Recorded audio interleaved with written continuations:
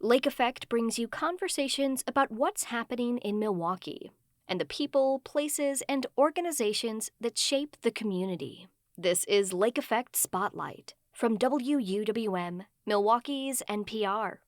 The Trump administration recently announced its intention to dismantle the Department of Education. If successful, the move would threaten nearly $1 billion in aid to Wisconsin schools and would move mandatory oversight of special education to the Department of Health and Human Services, currently headed by Robert Kennedy Jr. Lake Effect Sam Woods is joined by John Johnson, Senior Policy Advisor at the Wisconsin Department of Public Instruction, to learn how federal money is spent in Wisconsin schools, how private schools may be affected by these cuts, and what the future of special education in Wisconsin might look like. Can you start by explaining Wisconsin DPI's relationship to the federal Department of Education? Sure. So every state receives resources, meaning funding, from the federal government for education.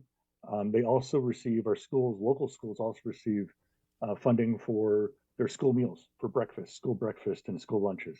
They receive funding in other ways as well from the federal government, like Medicaid. Medicaid services are reimbursed that schools provide.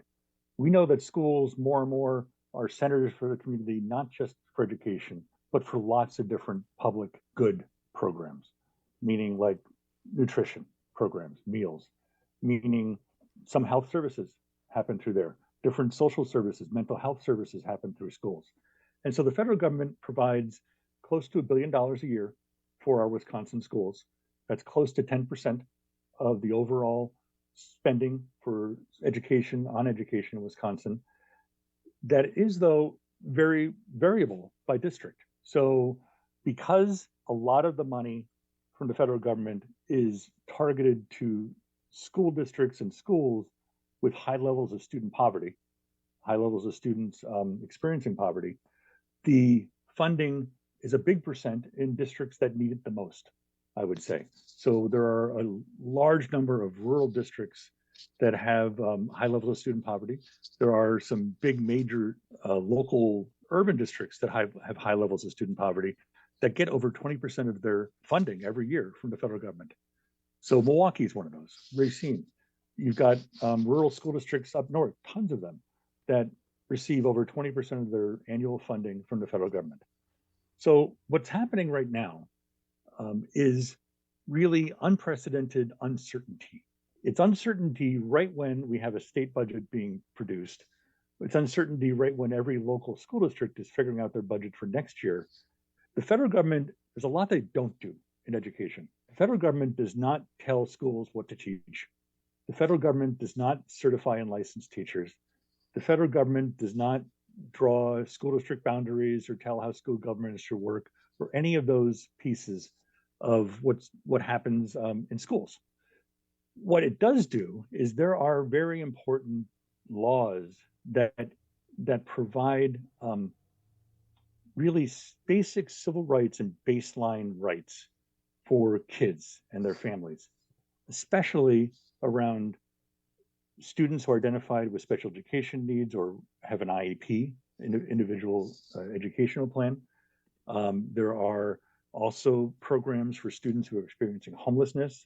Again, I talked about there are tens of millions of dollars that come to Wisconsin for school meals for students whose families are experiencing poverty or near poverty.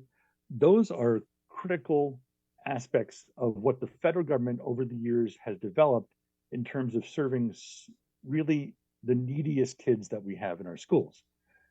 The uncertainty around that is also really a critical aspect of what's going on right now. So if the federal government funding changes or goes away, local school districts and the state will still have to fund those programs. So local taxpayers then really potentially can see significant increases in what they have to do if federal funding goes away. We do know that there's been a couple cuts already. One is to a very good local food program. It was a farm to table program for our local schools and for different community organizations where local farmers and producers would be funded for providing schools and different food banks or other groups in communities with locally produced produce. So it was a win-win. It was a win for Wisconsin farmers, a win for Wisconsin kids and their families. And that was a few $1 million statewide that's now gone, cut, even though the money's still there. That's the other thing about all this. All this money was allocated by Congress. You covered this a bit, but I want to ask it directly. So, Donald Trump has said that he wants to, quote, return education to the states. What is mandated by the federal government that could conceivably, to use Trump's language, be returned to the states? That's a great question. I think it's a question that should be asked of the new leadership of our Department of Education at the national level, or whatever entity they propose to replace that. I don't have that answer. I don't think that's part of this whole uncertainty is you're talking about all of these really important things that are important for kids and families. And you've already cut the workforce of the workers who run all that money out to schools in half at least. And you've also said you're dismantling a congressionally mandated department without actually providing the answers to the question that you just asked. What is your vision for what students and families will get out of this? And playing with that without actually having what is going to happen, what's detailed out, is just it's just not the way that you do it. I mean, you wouldn't a classroom teacher makes a lesson plan for one day, yes, but that lesson plan is part of the whole sequence that they figured out for curriculum for that year. And they have resources, they have different readings, they have different engaging kind of activities that they're going to build into all that. They plan it out. We plan out what our students learn. And yet, all of this that's happening from Washington right now just seems like it's not planned out. You mentioned curriculum. How much power does the Department of Instruction have in resisting pressure from the federal government to overhaul curriculum or cut programs? So curriculum, there is no federal role in really legally in telling districts what your curriculum is. And actually in Wisconsin, the Wisconsin Department of Public Instruction, the state statute has us creating academic standards, which are the foundational expectations for the knowledge and skills that students learn in every content area. So in reading, in English language arts, in mathematics, in science, in career and technical education programs. Keep going down the line. Those are all put out there. They're adopted by the state superintendent, but those are also in Wisconsin law not mandated that districts have to use them. If a district wants to use other academic standards or develop their own academic standards, they have to notify their public. They have to have a school board action to do that, but they can do that. Districts do their own curriculum. We don't write curriculum at the DPI. We write academic standards. We give out resources around how you could sequence a course around, let's say, government. We did this in government and civics education in the last couple of years, where State Superintendent Underly had the department share out a kindergarten through 12th grade sequence of how you could teach civics education across grades. That's not curriculum though. Local school districts in Wisconsin do that. There is really no federal role in mandating curriculum. So the current state superintendent has said Wisconsin funds two systems of schools, one public and one private. But what does that look like on the ground? So Wisconsin has had a school voucher program for close to 40 years at this point. And it has expanded a lot in the last 15 years, where it became statewide. It used to just be in Milwaukee, and it used to be for very much students living in poverty.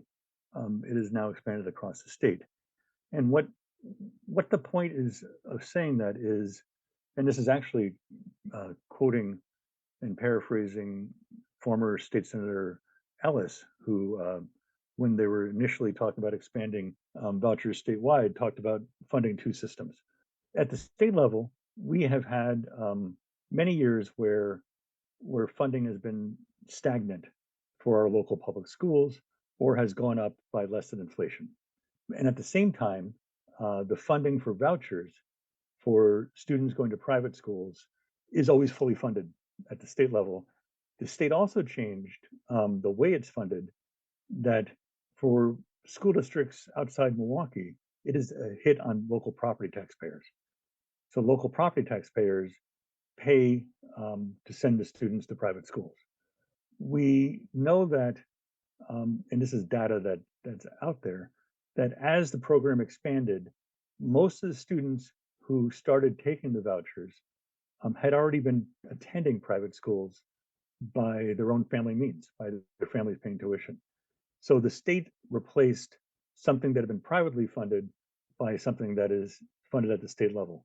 And so when you think about funding for two systems, in Wisconsin, we already struggle to fund our local public schools, which is one system, and you've added on tens of millions of dollars every year of additional expenses for private schools. And most of the private schools are religious schools. The other piece of that is there's not the same level of accountability in many of these situations, and they don't have to follow a lot of the state laws or especially federal laws, like for instance mandating special education services or mandating services for English learners.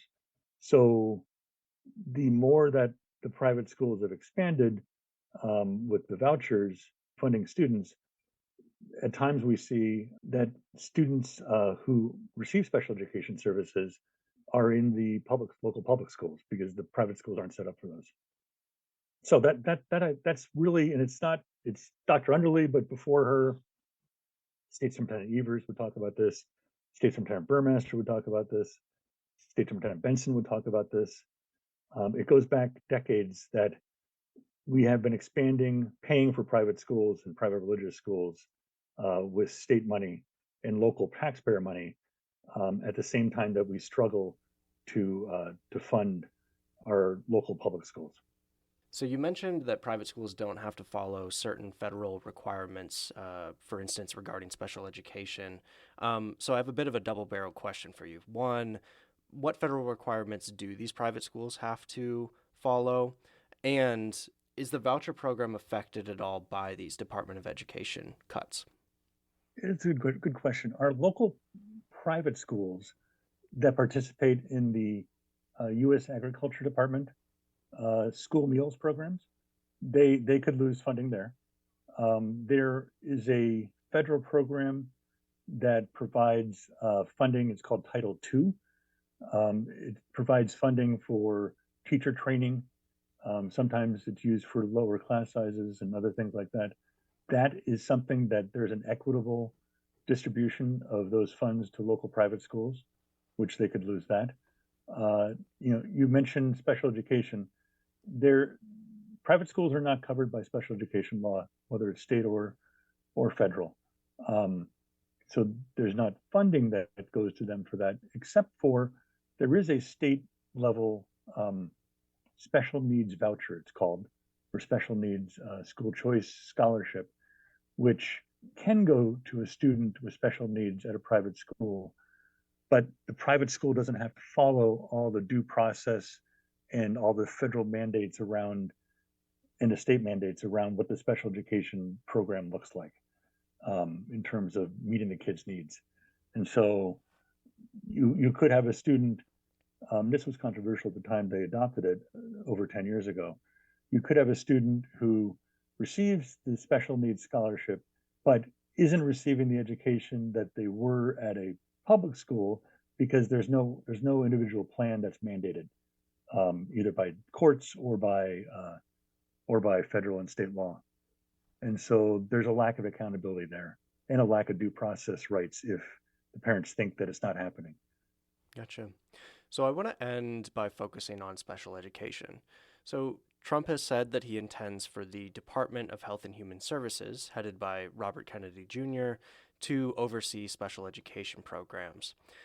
But before we get into what that would mean for education in Wisconsin, can you give an overview of programs that are included under the term special education?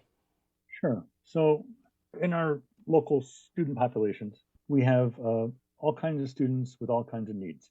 Some students have serious physical or cognitive disabilities. Some students, there's another area about around emotional disabilities. There's a big area of students who need support in learning speech and learning language usage. And then there is a large category of students who have learning disabilities. So students with learning disabilities in terms of learning how to do math or learning how to read. And what happens both at the state and federal level, there are laws, and at the federal and state level, there are court cases that provide really a guideline and legal responsibility for public schools to meet those students' needs. The federal government and the state have never fully funded those programs. The state reimbursement rate's under 30% now. The federal government rate is under 10% of reimbursement. When these laws were initially passed in the 1970s, 100% of the funding for these local programs were supposed to come from the state and federal government, and it just has never happened. So State Representative Underly, in her budget request, and the governor has put a lot of this in it, has asked for a big increase in special education funding, recognizing that these are vital services for kids to learn, but they're also mandated services that local school districts are being grossly underfunded to provide.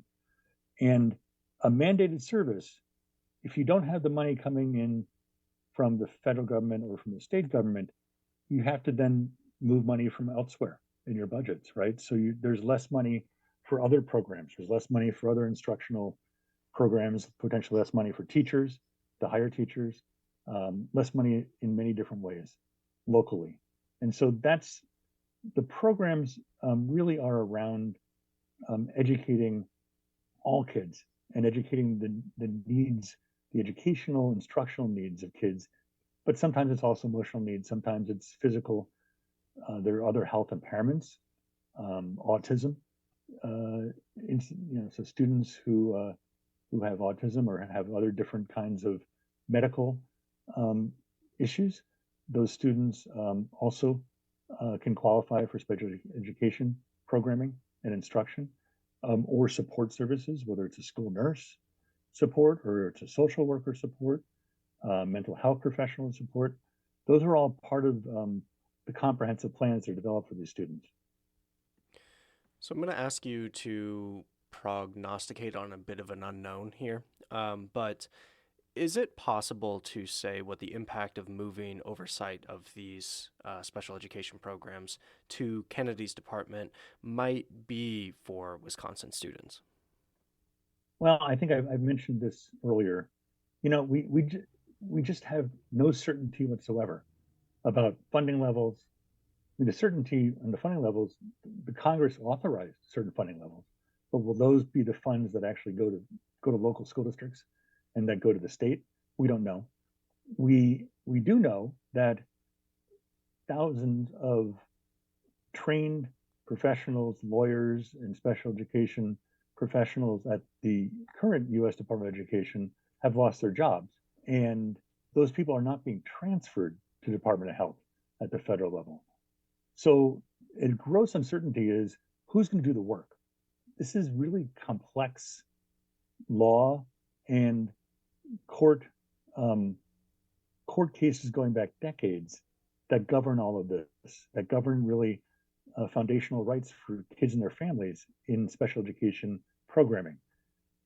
And so what does that look like? Who replaces that institutional knowledge? And that can be honestly, like the expertise and institutional knowledge being cut or being tossed out the window is an impact of many of these cuts of trained staff.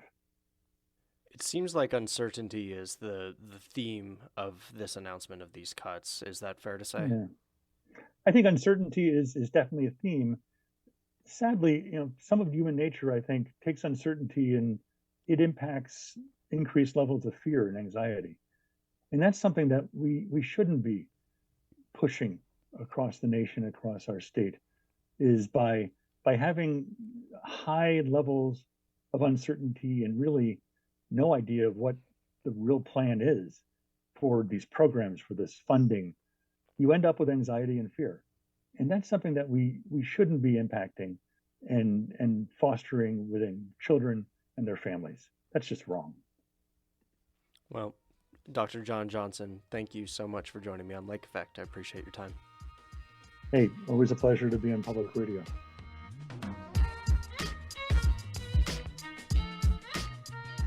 That was John Johnson, Senior Policy Advisor at the Wisconsin Department of Public Instruction. He spoke with Lake Effect's Sam Woods.